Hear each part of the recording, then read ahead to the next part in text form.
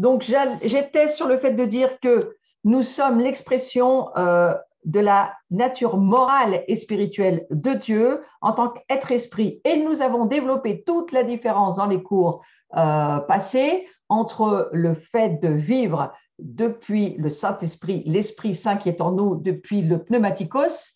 Et nous avons vu aussi la différence par le fait que lorsque nous naissons séparés de Dieu, nous vivons sur le domaine du psychikos, c'est-à-dire de l'âme, du fait que notre esprit n'est pas en connexion avec l'Esprit de Dieu. Et donc, nous sommes des êtres charnels qui ne pouvons pas être dirigés par le Saint-Esprit.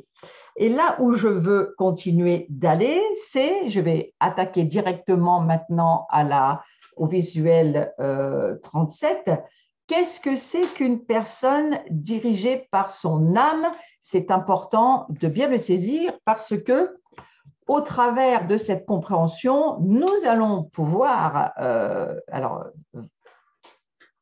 mesurer où nous en sommes chacun. Et c'est l'objet de ce cours. L'objet de ce cours, c'est de se dire, est-ce que je suis quelqu'un qui vit à partir du psychikos, c'est-à-dire de mon âme, et que au fond, ce n'est pas du tout ce que Dieu me demande, ou est-ce que je suis quelqu'un qui vit à partir du pneumatikos, c'est-à-dire du souffle de Dieu, de l'Esprit de Dieu qui vit dans mon esprit. Alors, une personne dirigée par son âme, vous voyez, c'est ce que vous pouvez lire à l'écran directement maintenant, c'est le livre de Jude qui nous en parle. Et Jude nous donne une définition que je trouve très intéressante et donc je vais la voir avec vous. Voilà ce que nous dit Jude de ce qu'est une personne dirigée par son âme. Ce sont des gens qui murmurent et qui se plaignent de leur sort. Autrement dit, ils n'ont pas dit non à leur âme, qui marchent selon leur convoitise et qui ont à la bouche des paroles hautaines, qui admirent les personnes par motif d'intérêt. Mais vous, bien-aimés, souvenez-vous des choses annoncées d'avance par les apôtres de notre Seigneur Jésus-Christ. Ils vous disaient qu'au dernier jour, il y aurait des moqueurs marchant selon leur convoitise impie.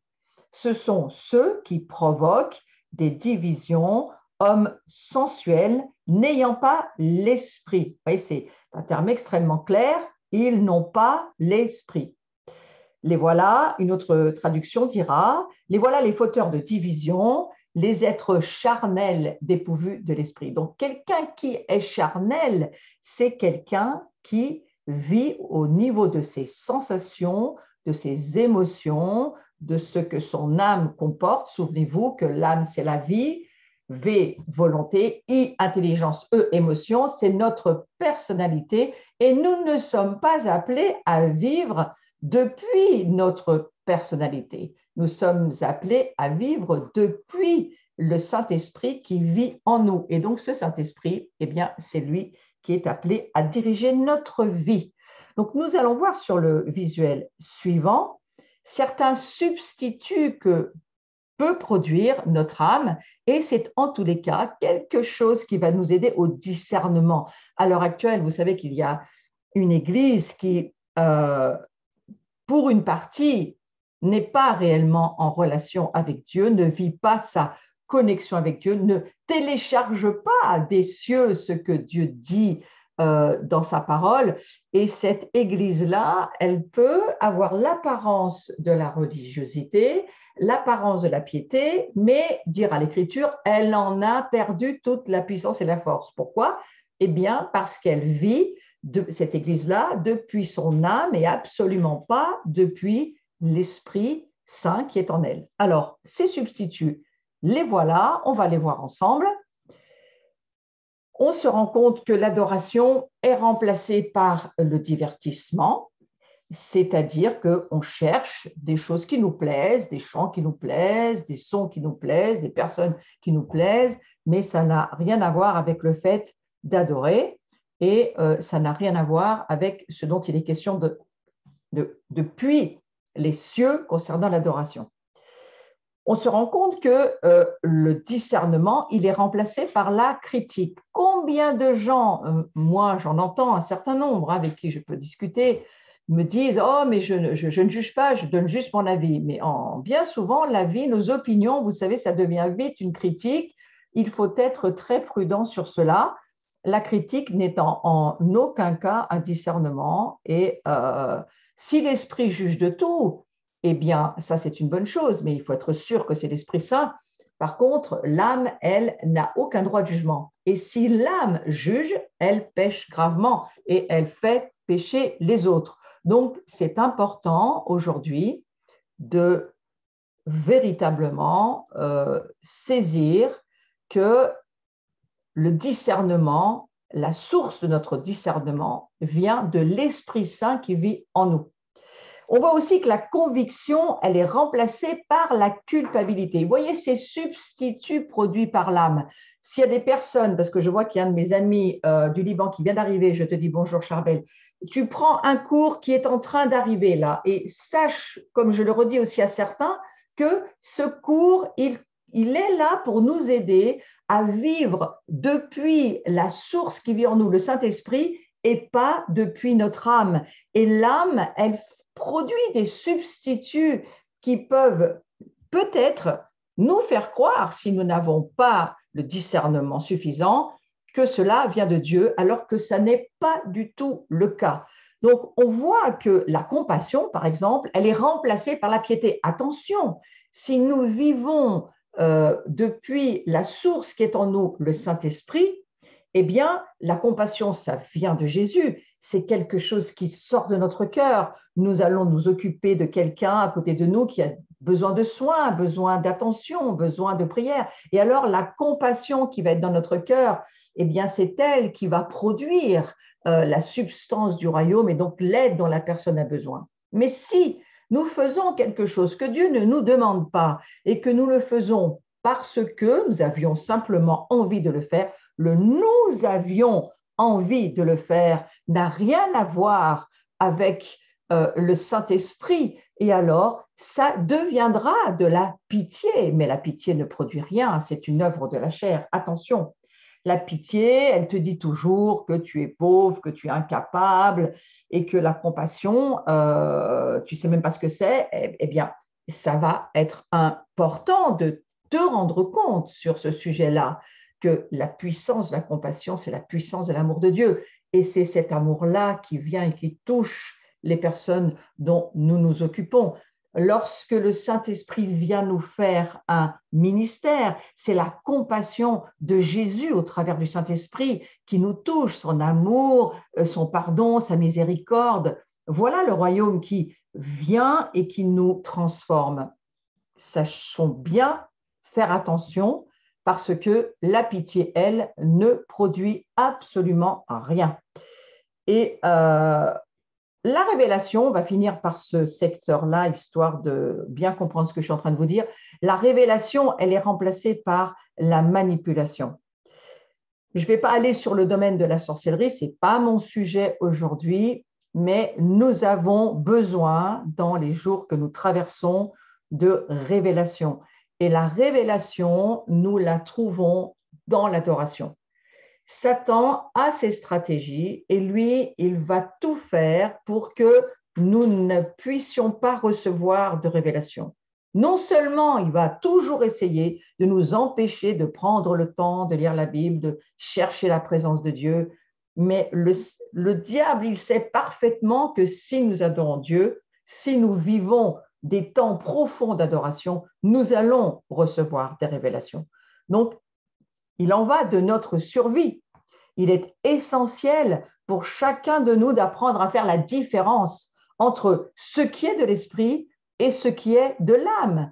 Nous vivons à partir du pneumatikos. Notre vie spirituelle, elle vient par le souffle de Dieu qui est en nous et qui, au travers de la relation que nous avons avec Dieu, avec le Père, avec le Fils et avec le Saint-Esprit, il y a cette relation avec ces trois personnes qui sont très différentes toutes les trois, mais qui n'en forment qu'une. C'est le mystère de Dieu, c'est le mystère du Hérat de Dieu. Eh bien, c'est au travers de ce souffle de Dieu que nous vivons. à chaque respiration, nous pouvons nous dire, soyons reconnaissants, voilà, le souffle de Dieu vit en nous et c'est lui qui doit diriger toute notre vie. Alors, je vais passer sur le sujet un peu différent, mais qui va continuer ce dans quoi nous sommes. La discipline, c'est la clé pour garder toutes les délivrances, les guérisons, les transformations, quel que soit le chemin que nous traversons. Il y a une clé pour grandir, mais aussi pour garder notre liberté. Et elle s'appelle la discipline, surtout lorsque cela touche des domaines comme aujourd'hui, il y a beaucoup de zones dans nos vies, de zones en souffrance, il y a des zones d'angoisse, tout le monde en traverse, il y a des zones de dépression, on n'est pas toujours en été, hein, on n'est pas toujours en train de voir des floraisons dans nos vies, on a des cycles, nous traversons des saisons différentes et peut-être certains vous êtes en hiver, d'autres vous êtes en été, mais peut-être d'autres vous êtes à l'automne.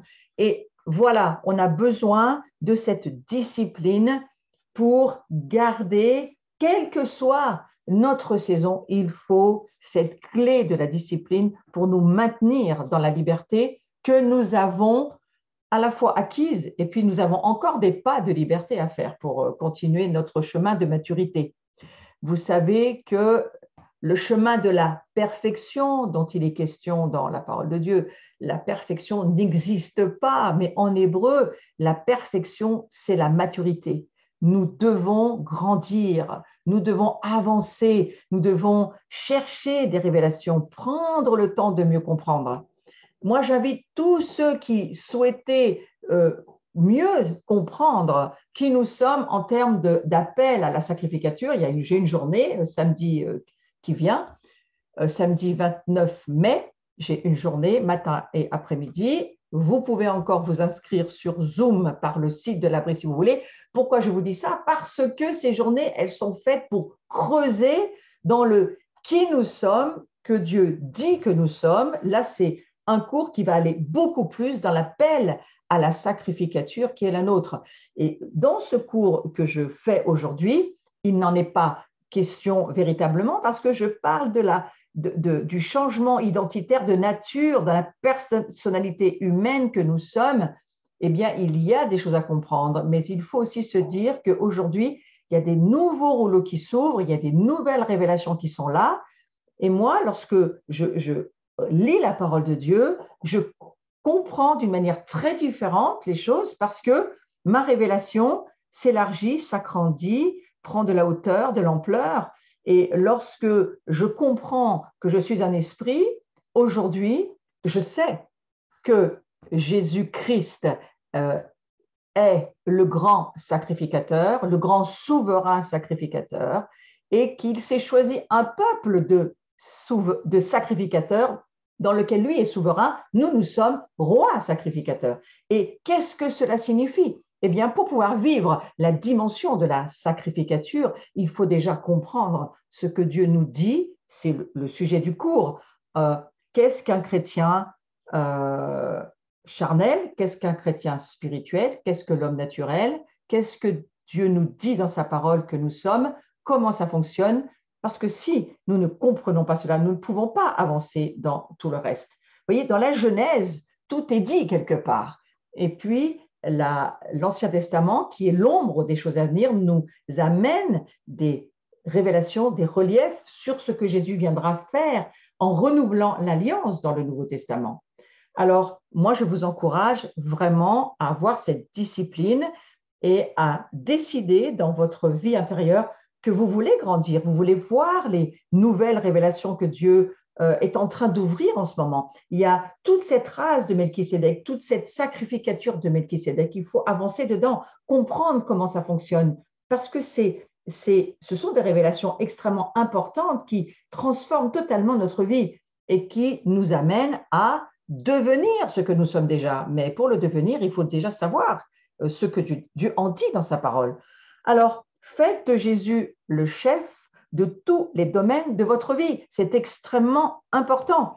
Et quand vous savez que Jésus-Christ, il est le grand souverain sacrificateur de la foi que nous professons, vous savez que c'est le livre des Hébreux qui dit cela, eh bien, lorsque nous déclarons que nous professons notre foi, lui, il est souverain sacrificateur, il est le plus grand des avocats dans les cieux. Et vous savez, il a juste besoin de nous entendre déclarer notre foi. Et alors, lui, entendant la profession de notre foi, il va agir au travers de la puissance du Saint-Esprit. Mais Jésus ne peut rien faire jusqu'à ce que nous lui demandions, jusqu'à ce que nous déclarions ce qu'il nous demande de déclarer. C'est notre travail de veilleur, de guetteur, mais aussi de sacrificateur. Donc, je vous encourage vraiment à rentrer dans ces révélations et encourageons-nous tous à le faire parce que c'est, je crois, ce qui va nous permettre de traverser les temps dans lesquels nous sommes déjà entrés. Et il y a, pour certaines personnes, des temps beaucoup plus difficiles que d'autres. Mais vous savez quoi? Pourquoi Dieu a choisi de nous donner des modèles et des protocoles dans l'Ancien Testament? Ça ne veut pas dire que l'Ancien, il est vieux, qu'il est périmé, qu'il ne fonctionne plus.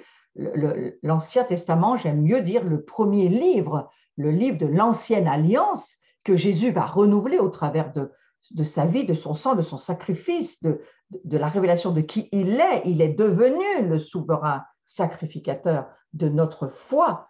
Eh bien, voilà, il faut en faire le chef de tous les domaines de notre vie. Ça restaure la relation verticale et vous entendez alors Dieu vous parler d'en haut, pas d'en bas. Lorsque Jean va entendre une voix derrière lui dans le livre de l'Apocalypse, il va lui être demandé à Jean de monter, monte, et puis, alors qu'il est monté, en adorant Dieu, en cherchant Dieu, monte, ça veut dire rejoins-moi, ferme la porte de ta chambre, cherche ma face, cherche-moi. Dieu vient dans le secret de notre relation d'intimité, et c'est là, alors que nous montons, Jean va se retourner et va dire j'entends une voix. Mais c'est là où Dieu nous parle. Alors, je vous encourage à prendre l'initiative et à chercher à entendre la voix de Jésus parce que c'est vraiment le moment de l'entendre. Et je vous encourage aussi à vivre selon la parole de Dieu.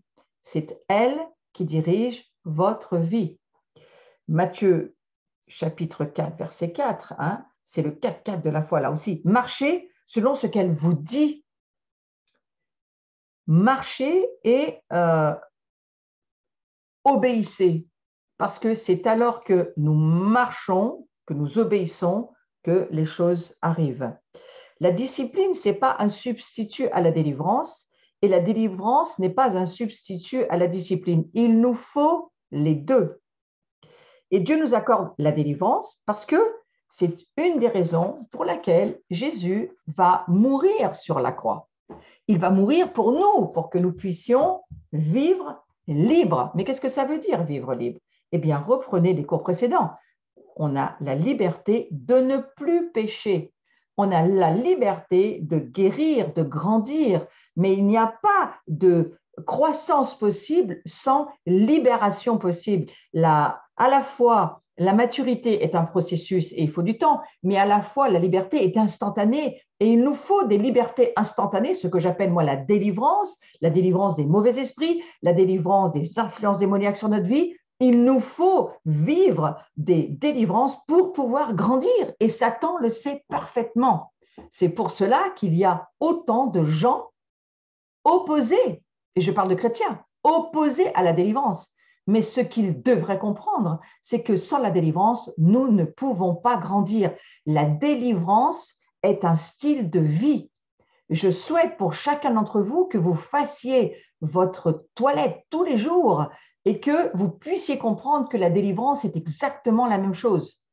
Le changement de pensée, c'est une responsabilité quotidienne. Ne laissez pas Satan s'infiltrer dans vos pensées en vous disant « Oh, ben, je réfléchirai à ce que je pense dans 15 jours. » Non, non, non. Tous les jours, nous devons réfléchir à ce que nous pensons. C'est extrêmement important.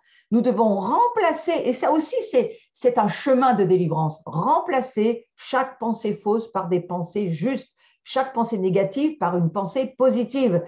Pensez selon la parole de Dieu. Pensez à ce que vous pensez. Pourquoi je vous dis ça? mais parce que c'est le protocole du livre qui est écrit pour nous, du livre des Romains chapitre 12, les 2 premiers versets. Non seulement nous devons offrir nos corps en sacrifice, ça c'est le premier pas pour un sacrificateur. Un sacrificateur, il offre sa vie en sacrifice, sachant que lui, il offre sa vie en sacrifice vivant. Pourquoi? Parce que Jésus, lui, il est mort pour lui. Notre sacrifice. Comment nous nous approchons de Dieu? C'est au travers du sacrifice de l'agneau de Dieu, Jésus-Christ. Lui, il est mort une fois pour toutes. Et vous savez, j'en reparlerai samedi, je vais reparler de tout ce modèle et ce protocole dont il est question dans l'Ancien Testament, qui nous amène dans des profondeurs de dimensions de révélation de qui est véritablement l'agneau de Dieu, qui est véritablement Jésus, le sacrifice pour nous.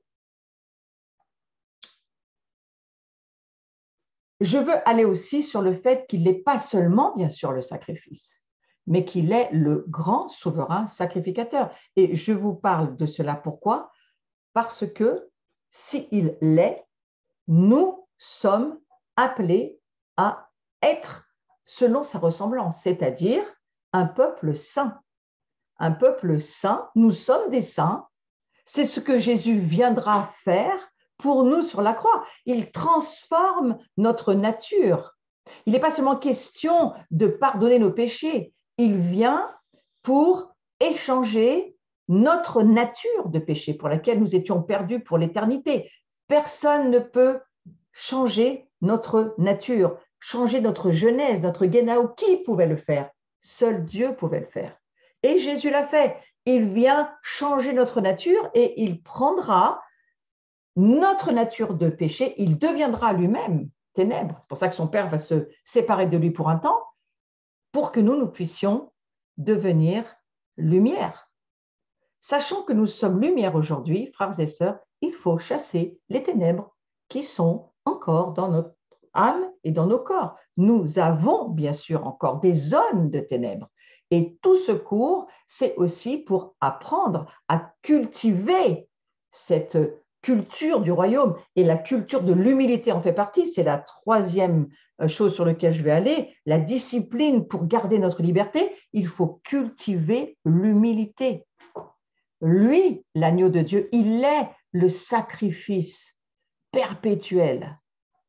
C'est tout le protocole qui se faisait dans le temple et le tabernacle et le temple, ce protocole-là s'est arrêté, mais Jésus est venu pour accomplir le protocole, c'est-à-dire que lui il devient ce sacrifice perpétuel et il l'a fait d'une façon éternelle, c'est-à-dire qu'il y a éternellement dans les cieux un agneau de Dieu qui est mort pour tous.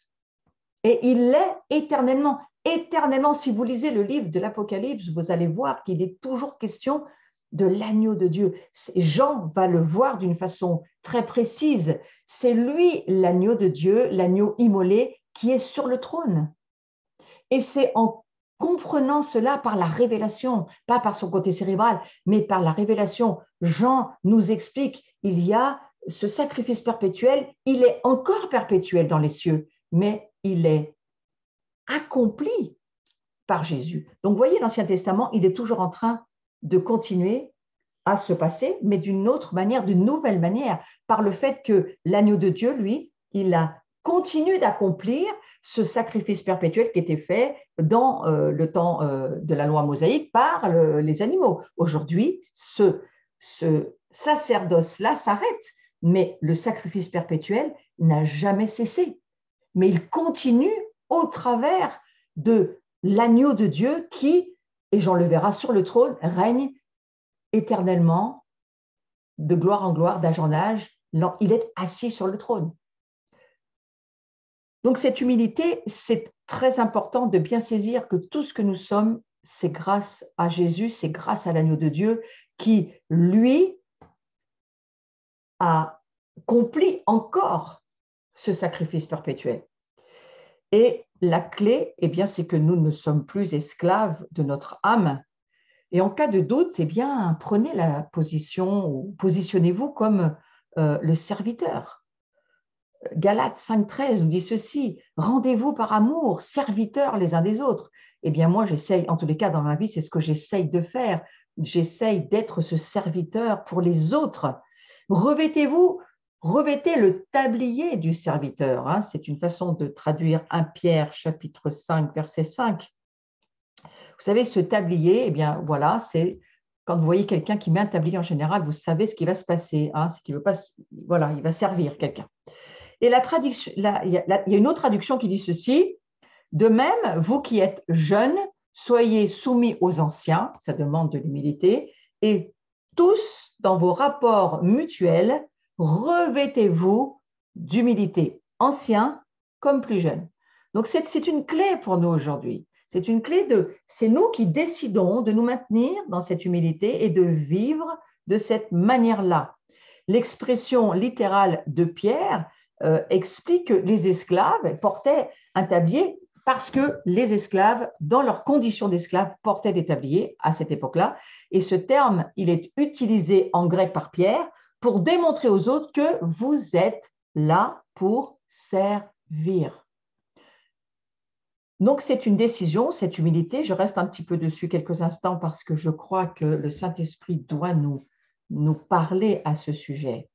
Seigneur, je veux décider l'humilité dans cette saison.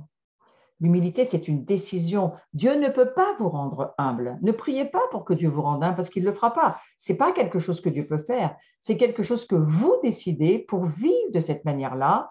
Et par contre, Dieu peut nous faire passer des passages d'humiliation. Jésus lui-même traverse l'humiliation au travers de sa crucifixion.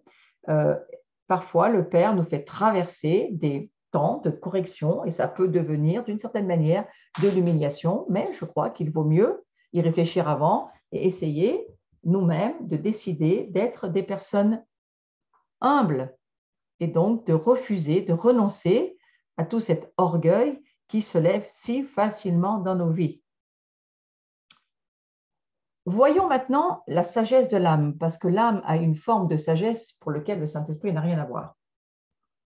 Alors, nous pouvons conclure ceci, et on va le faire rapidement, c'est que charnel, c'est-à-dire le psychikos, c'est-à-dire le domaine de l'âme, produit une sagesse.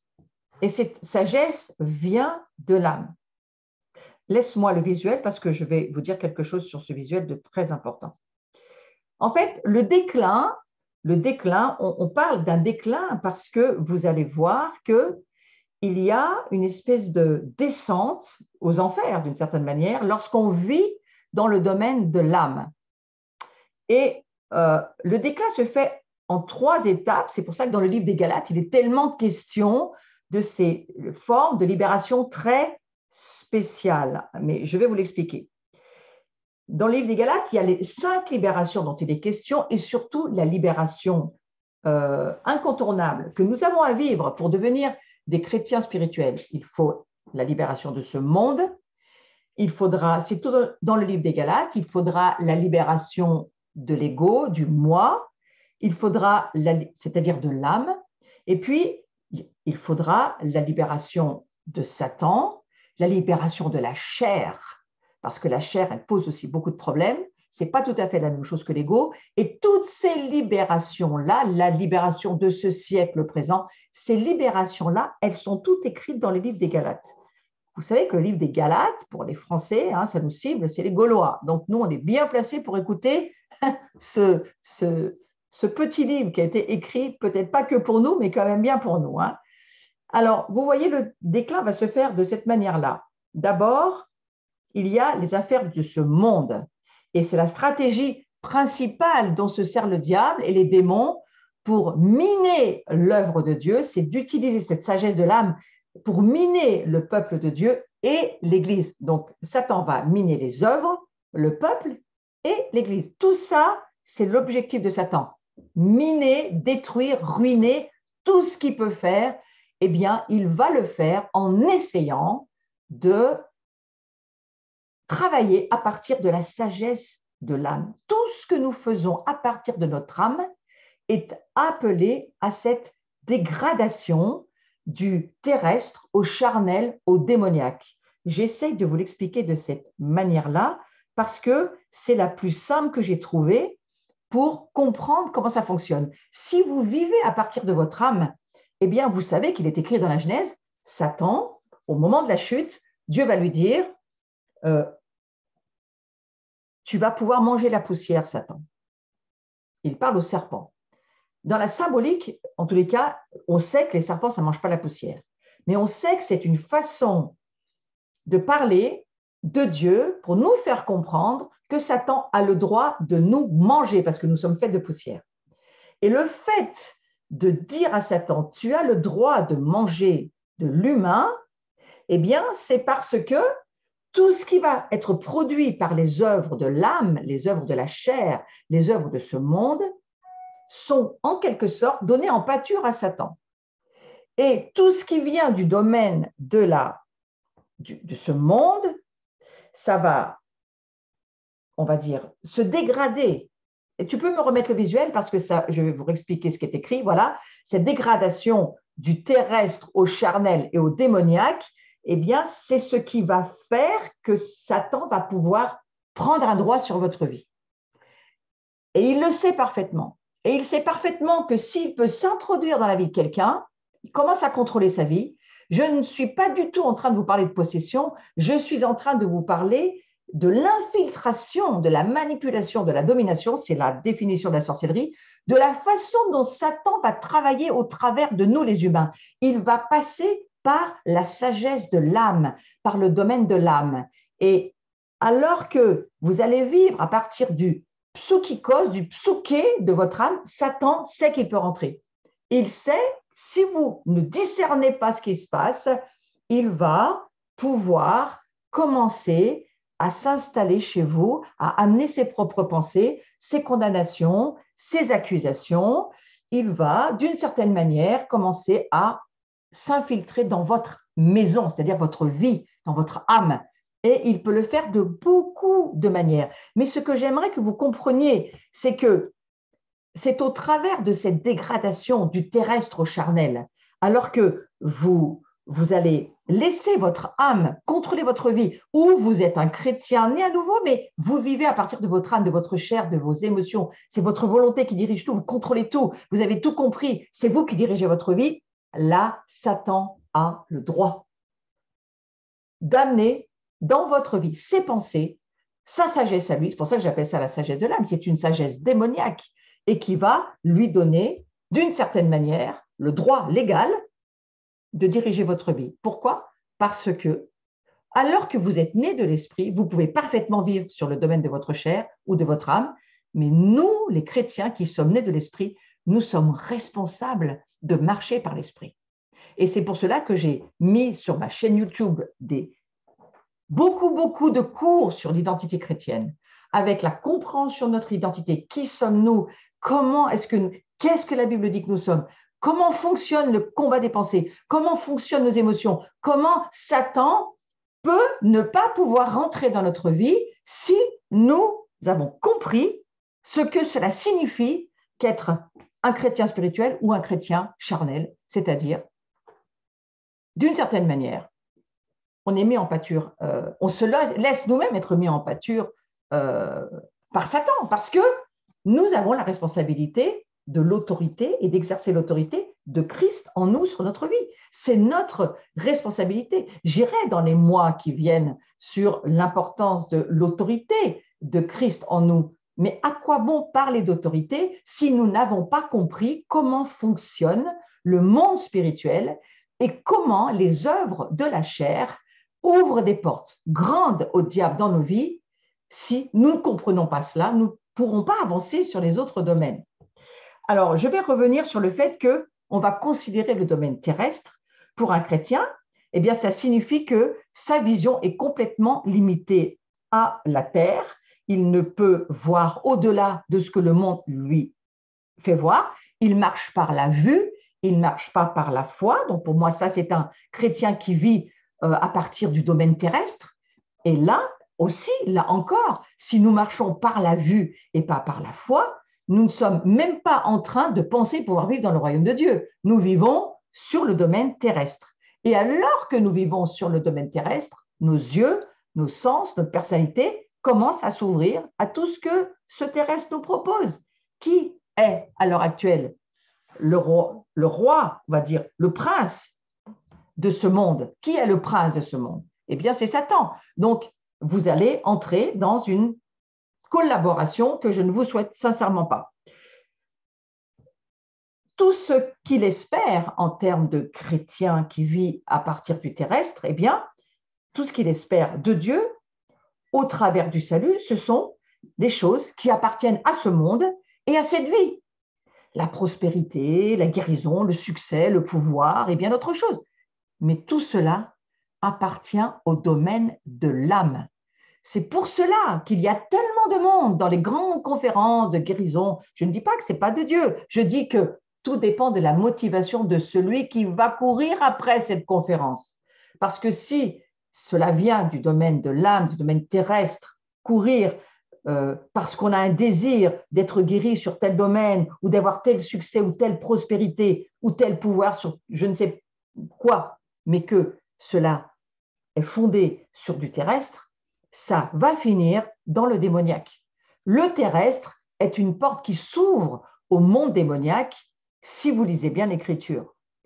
Abraham et Moïse ont eu une vision qui dépassait le temps et qui tendait vers l'éternité. Ils attendaient autre chose et ils voyaient ce qui est dans l'invisible. Vous savez que la Bible nous dit que les réalités sont dans l'invisible. Donc, ce n'est pas sur le domaine terrestre qu'il faut nous établir. Il faut établir notre pensée, notre vision, notre mission dans le domaine de l'invisible. C'est là où sont les réalités éternelles. Elles sont dans l'invisible, dans ce que la parole de Dieu nous dit. Donc, la clé de l'endurance, eh bien, elle se situe à ce point. Il faut résister avec patience.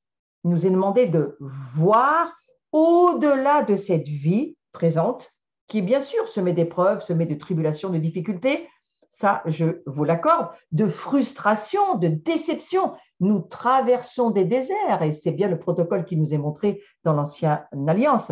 Mais ce qui nous fait résister avec patience, c'est la vision qui nous projette au-delà du temps. Donc je vous propose d'avoir une vision comme Abraham l'avait ou comme Moïse l'avait, au-delà de ce que vous voyez par votre vue terrestre, parce que le terrestre va vous faire piquer du nez et vous faire plonger dans les affaires démoniaques. Nous ne sommes pas appelés à voir ce que ce monde terrestre nous propose. Nous sommes appelés à voir ce que la parole de Dieu nous propose, comme Abraham a vu au-delà de ce qu'il vivait, les réalités spirituelles. Il a vu la Jérusalem céleste, il a vu, il a côtoyé Melchisédek, il a compris. Aujourd'hui, nous avons beaucoup de choses. Nous avons la parole de Dieu, nous avons le Saint-Esprit, nous avons en nous la puissance de Dieu pour voir au-delà de ce que nous vivons. Mes frères et mes sœurs, je vous encourage à ne pas penser avec cette sagesse charnelle, cette sagesse humaine, comme ce monde vous propose de penser. Vous ne pourrez jamais rentrer dans le domaine du miraculeux, vous ne pourrez jamais rentrer dans le domaine de l'impossible, vous ne pourrez jamais rentrer dans le royaume de Dieu en pensant de cette manière-là. Donc attention, lorsque nous nous conformons à ce monde, nous devenons charnels. C'est pour ça qu'il nous est dit dans Romains 12, ne vous conformez pas à ce monde. Et vous savez, ce fameux passage de Romains 12 qui nous dit qu'il faut offrir nos corps comme un sacrifice vivant, eh bien parce que nous avons la révélation que l'agneau de Dieu, lui, Jésus-Christ, Yeshua, à la fois le grand sacrificateur, Melchisédek, mais à la fois le sacrifice, c'est lui qui nous permet d'entrer dans l'invisible. Est-ce que vous pouvez voir que vous êtes un saint qui péchez de moins en moins? Vous n'êtes absolument pas un pécheur. Est-ce que vous pouvez le voir grâce au sang de l'agneau, grâce au sang de Jésus, grâce à cet agneau qui règne éternellement sur son trône depuis toujours, donc il n'y a pas de limite. Il existait avant les temps dans lesquels nous sommes et il existera encore après les temps que nous vivons. Est-ce que vous pouvez voir qui vous êtes? vous êtes juste un saint qui péchez de moins en moins? Est-ce que vous pouvez voir que vous marchez sur un chemin de sainteté et que ce chemin de sainteté, il va vous amener dans la Jérusalem céleste? Il vous fait franchir le voile et ce sang de Yeshua, il vous amène dans le royaume de Dieu. Est-ce que vous pouvez le voir? Je vous parle d'une sagesse spirituelle. Je ne vous parle pas d'une sagesse de votre âme. Est-ce que nous pouvons prier quelques secondes pour dire à Dieu, Saint-Esprit, tu es là avec moi aujourd'hui. J'ai besoin que tu remplisses ma vie, mon esprit, mon âme et mon corps de toi. J'ai besoin de voir au-delà de ce que ce monde et ce terrestre me proposent, au-delà de la sagesse de mon âme et de ce qu'elle pourrait imaginer en raisonnant en hauteur, en imagination, j'ai besoin de voir la vérité dans l'invisible. Qui je suis? Qui est l'agneau de Dieu? Qu'est-ce qu'il a accompli pour moi sur la croix? Où est-ce qu'il m'emmène?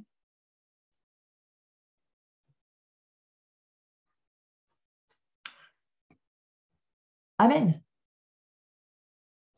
Être charnel, c'est quoi? Je vais vous en donner une autre définition, histoire de bien vous faire comprendre ce que ça veut dire. Être, c'est un verbe d'état. Eh bien, c'est être égocentrique. C'est se soucier que de sa personne. Une seule personne m'intéresse, moi. Le croyant charnel, eh bien, il se demande sans cesse en quoi cela me profite-t-il? Qu'est-ce que ça va pouvoir m'apporter? Qu'est-ce que ça va pouvoir me faire? C'est toujours du moi, moi, moi, moi, moi. Et vous savez, ces personnes, si nous vivons par l'esprit et si nous avons une sensibilité spirituelle, c'est très vite toxique, ce genre de personnes. Et on le ressent très vite. Parce que ce n'est pas un évangile christocentrique, c'est un évangile égocentrique. Or, l'évangile nous est donné pour les autres, pas seulement pour nous. Nous, comme Jésus, nous devenons le sacrifice vivant. Nous sommes une race de sacrificateurs de Melchisédek, comme Jésus l'est éternellement. Nous apprenons à le devenir. C'est peut-être un petit peu plus facile de le lire comme ça. En tous les cas, c'est mon cas. J'apprends à le devenir. Et d'une certaine manière, mon sacrifice vivant, eh bien, c'est cet apprentissage à me laisser être dirigé par le Saint-Esprit, à obéir au Saint-Esprit, à faire ce qu'il me dit de faire et à obéir à la parole qui me sera donnée par le Saint-Esprit. Donc, être charnel, eh bien, c'est être égocentrique.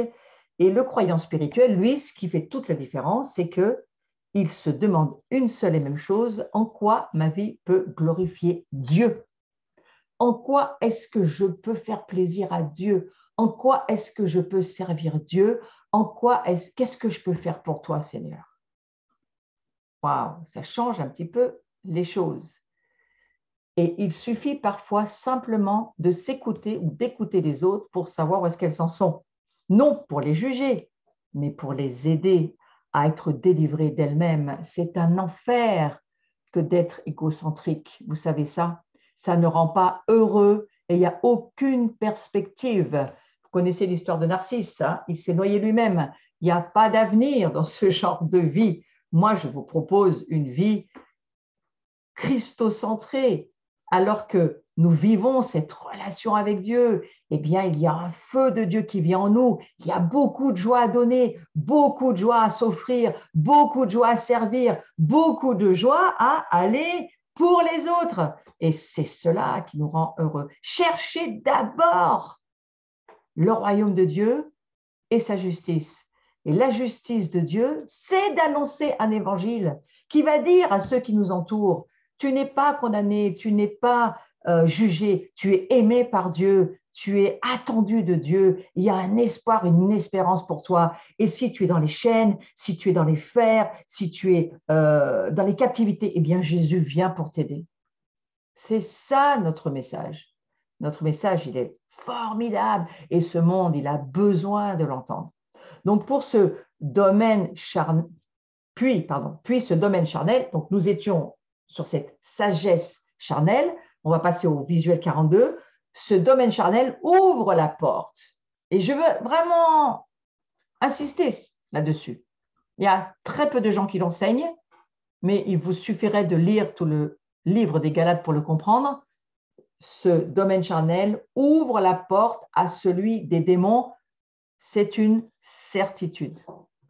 Et lorsque vous agissez selon la volonté de votre âme, que vous demeurez à ce niveau, vous êtes exposé à leur œuvre. Hein? C'est pourquoi la Bible nous dit, marchez par l'esprit, laissez l'esprit vous diriger, soyez continuellement remplis d'esprit, ne laissez pas votre pensée humaine, charnelle, diriger votre vie. Faites cette guerre. Donc la guerre, elle se trouve entre nos deux oreilles. Il y a une guerre civile pour savoir quoi penser, comment penser. Il faut penser comme Dieu pense. Vous savez ce que Dieu a fait? Il envoie son fils. Il n'était pas obligé finalement. Il envoie son fils. Il n'est pas concentré sur lui, Dieu. Il est christocentré. Il offre son fils pour nous. Alors, de telles situations, lorsque je repense, moi, à ce domaine charnel, lorsque vous agissez selon votre volonté, selon votre sagesse humaine, la sagesse de votre âme, si vous restez à ce niveau, vous êtes exposé aux œuvres des démons. Vous êtes exposé. Je vais vous donner un exemple biblique pour vous aider à comprendre. Parce que de telles situations, eh bien, c'est l'infiltration assurée dans notre vie. Je vous redis, dans les œuvres de Dieu, dans le peuple de Dieu, dans l'Église, c'est l'infiltration assurée. Alors, on va voir Aaron dans le livre d'Exode, chapitre 32, versets 1 à 10. Je ne vais pas tout vous lire, vous pouvez le lire chez vous si vous le souhaitez. Moi, je veux parler de ce passage de Exode 32. Le grand sacrificateur, oint et consacré, ce fameux Aaron, vous savez, pour certains en tous les cas, qu'il va fabriquer un veau d'or. Et Moïse se trouve au sommet de la montagne, lui. Et le peuple n'a pas vu Moïse depuis 40 jours et il commence à s'énerver. Et c'est alors que le peuple se dit, cet homme qui nous a fait sortir d'Égypte, qu'est-ce qu'il fait? Et il commence à avoir tout un système de sagesse humaine, de pensée humaine. Et c'est bien souvent ce qui nous arrive quand il y a une situation où Dieu ne répond pas à la seconde, parce qu'aujourd'hui, on serait presque à demander à Dieu, à donner des ordres à Dieu. Eh bien, le peuple de Dieu, c'était un peu ça. Et en vérité, à cause de ça, le peuple, eh bien, il a perdu la vision de Dieu. Totalement perdu la vision de Dieu. Je crois que nos sociétés, en tous les cas, et je vais même dire certains chrétiens, ont perdu totalement la vision de Dieu. Alors, je reviens à mon histoire, mais en tous les cas, ce peuple de Dieu-là, du temps d'Aaron et Moïse, eh bien, il se cherche des conducteurs humains parce que c'est plus simple. Et ça va, bien entendu, amener tout ce peuple, plutôt que d'aller chercher Dieu et de consulter Dieu, eh bien, ils vont juste tomber dans l'idolâtrie. Ce qui est, pour beaucoup d'entre nous, un vrai sujet. C'est est-ce que nous allons à Dieu directement et nous prenons le temps, comme Moïse l'a fait, de monter sur la montagne, passer du temps dans l'adoration, attendre, même si on n'a pas de réponse, on ne bouge pas tant que Dieu ne parle pas, on prend du temps, on ne se met pas à murmurer et à gémir comme on l'a lu dans le livre de Jude, au tout début du cours. C'est lorsque nous descendons ou que nous ne montons pas sur la montagne, c'est-à-dire nous ne cherchons pas d'avoir une relation avec Dieu, lorsque nous voulons des raccourcis, rester en bas comme le peuple de Dieu, et puis que finalement quelqu'un vienne nous amener tout cuit la conduite de notre vie. Ça a amené, regardez à quoi, au veau d'or. Et ils se cherchaient véritablement un conducteur. C'est pour ça qu'ils ont demandé à Aaron, écoute Aaron, fabrique-nous une idole, là, puis voilà, comme ça, là, moi, on s'y retrouvera. Mais attention, aujourd'hui, il y a beaucoup de choses qui ressemblent à cela, même si ça n'a pas la forme du veau d'or. Il y a beaucoup de vaches sacrées dans nos vies et dans les gens qui nous entourent. Soyons prudents concernant les vaches sacrées. Donc, lorsqu'on perd la vision de Dieu, parce qu'on ne monte pas, parce qu'on ne vit pas la discipline dont je vous ai parlé tout à l'heure, prenez du temps avec Dieu, passez-y autant de temps qu'il faut jusqu'à ce que vous l'entendiez. Faites comme Moïse, restez parfois même, on a l'impression qu'on est dans du coton, dans les ténèbres, mais c'est parce qu'il faut attendre. Hein? Et si nous ne le faisons pas, si nous ne faisons pas ce qu'il nous est demandé de faire, alors que nous sommes appelés à être des sacrificateurs, des personnes qui amenons reconnaissance à Dieu, louange à Dieu, élévation de l'agneau, nous avons tout un protocole à faire dans notre vie que nous devrions faire tous les jours avec discipline. Nous restons en bas de la montagne, nous ne faisons rien, nous attendons que les autres le fassent pour nous, nous perdons la vision de Dieu, nous perdons carrément Dieu. Hein. Et nous nous recentrons plus sur Dieu, mais sur les serviteurs de Dieu, ce qui est extrêmement dangereux.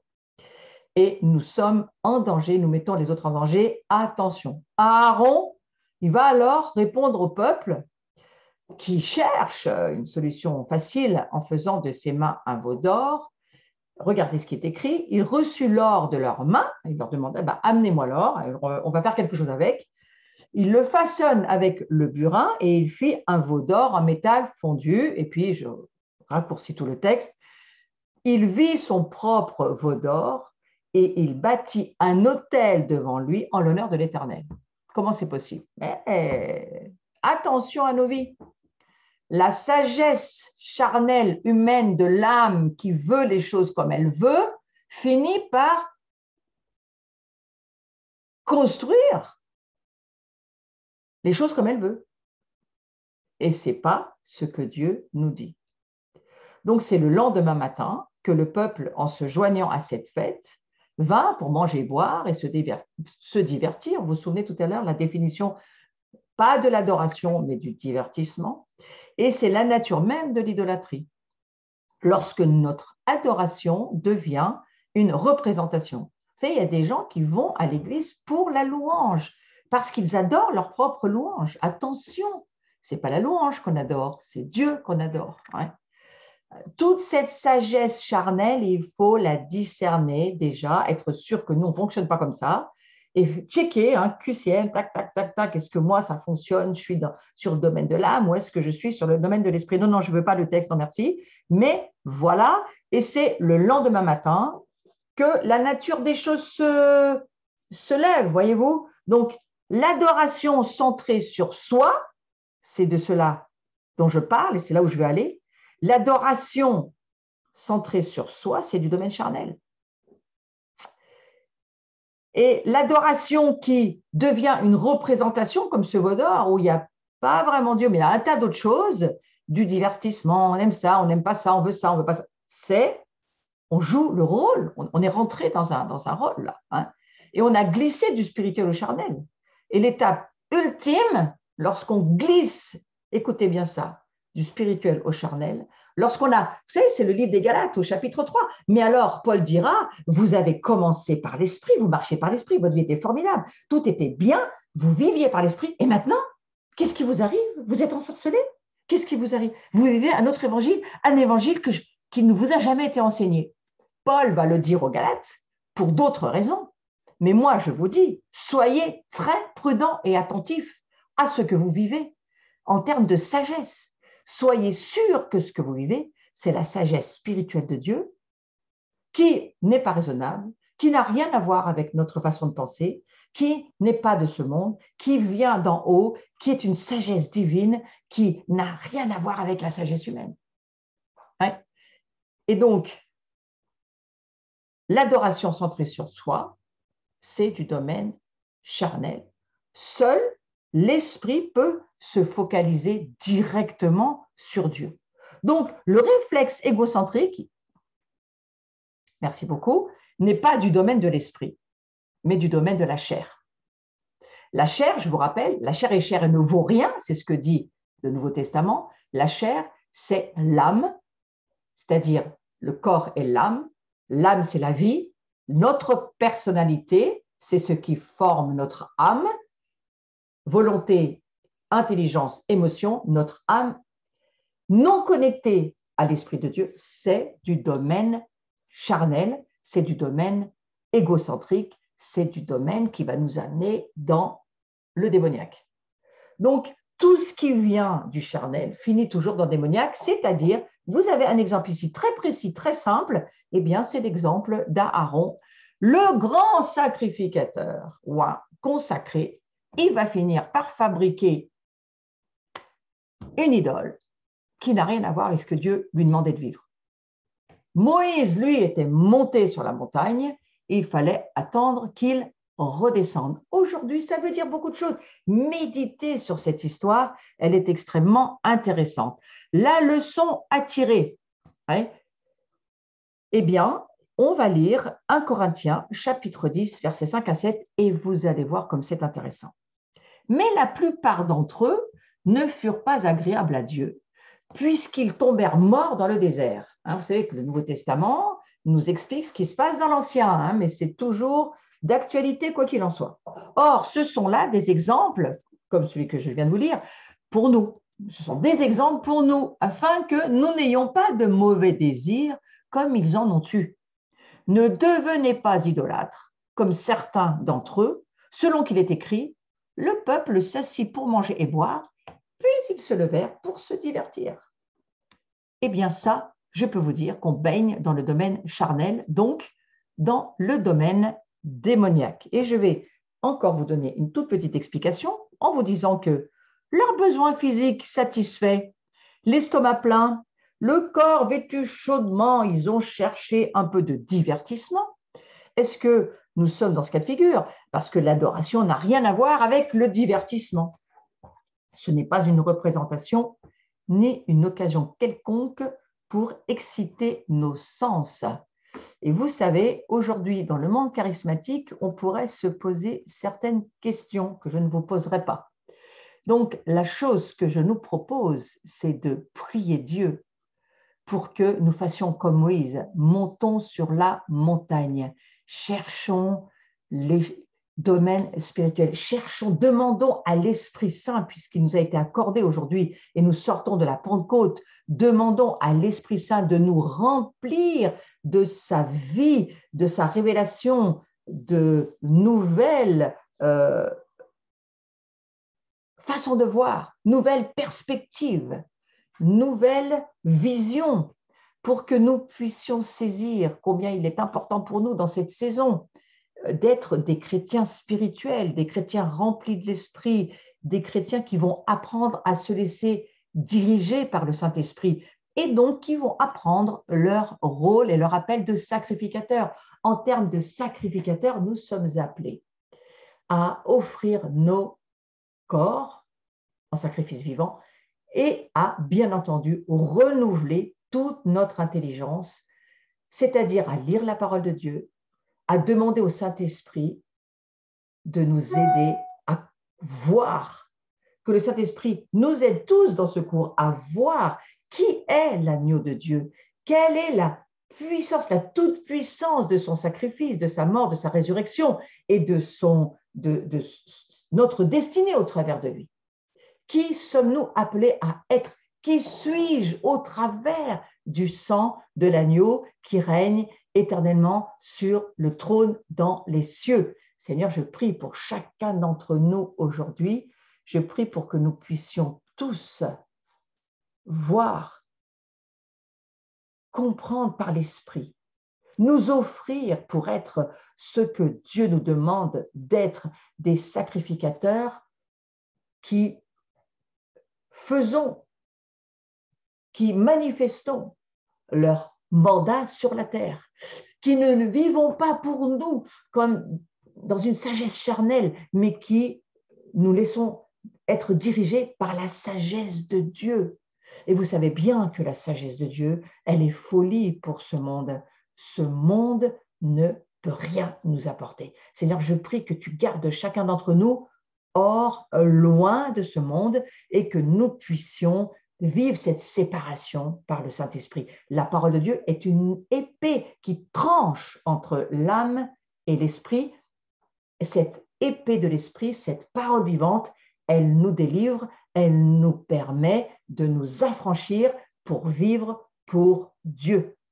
Je vous remercie en tous les cas d'être chacun là ce soir. Je prie que vous soyez bénis et que vous ayez une très bonne fin de semaine, un très bon week-end et on se retrouve la semaine prochaine. Voilà, le prochain cours, c'est le 3 et le 10 juin et ensuite je vous mettrai les cours suivants. Je vais faire cours jusqu'à la fin juin sur ce domaine. Voilà, vous pouvez revoir les cours sur ma chaîne YouTube. Il suffit de taper Florence Maréchal Pasteur. Voilà, et vous allez trouver tout sur cette chaîne concernant le replay de ce cours, à la fois en live d'1 heure et à la fois en petite coupure de 20 minutes. Vous trouvez ça dans la playlist dans Identité chrétienne ou dans Réveiller les guetteurs. Voilà, c'est tout. Et puis, si vous avez envie de retrouver des enseignements, vous pouvez aller sur le site de l'Abri pour lequel je travaille aussi. Je vous souhaite une très belle soirée. Je remercie tous ceux qui me bénissaient. Soyez bénis.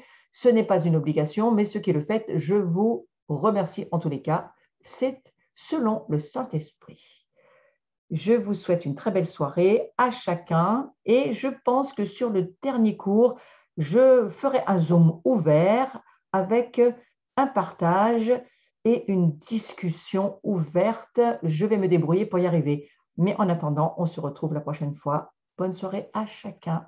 Soyez bénis.